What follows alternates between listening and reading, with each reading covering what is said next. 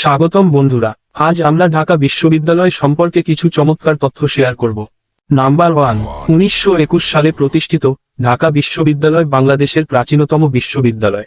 Number 2, বিশ্ববিদ্যালয়ের প্রতিষ্ঠাতা সদস্যদের মধ্যে রয়েছেন স্যার এ.এফ রহমান এবং স্যার পি.জে হার্টগ। নাম্বার 3, ঢাকার রমনা এলাকায় অবস্থিত বিশাল ক্যাম্পাস। নাম্বার 4, 13টি অনুষদ, 83টি বিভাগ এবং 12টি ইনস্টিটিউট রয়েছে। নাম্বার 5, 37,000 ছাত্রছাত্রী এবং 1,800 শিক্ষক রয়েছেন। নাম্বার 6, 600 একর জমিতে ঐতিহাসিক ভবন ও গবেষণা কেন্দ্র। নাম্বার 7, বৃহত্তম একাডেমিক গ্রন্থাগার, 6 লক্ষ বই এবং 30,000 পাণ্ডুলিপি। নাম্বার 8, বিশিষ্ট প্রাক্তন ছাত্ররা হলেন বঙ্গবন্ধু শেখ মুজিবুর রহমান, মুহাম্মদ ইউনুস, কাজী নজরুল ইসলাম।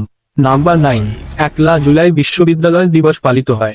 নাম্বার 10, গুরুত্বপূর্ণ গবেষণা ও উদ্ভাবনে পরিচিত। এরকম আরো নতুন নতুন তথ্য পেতে আমাদের চ্যানেল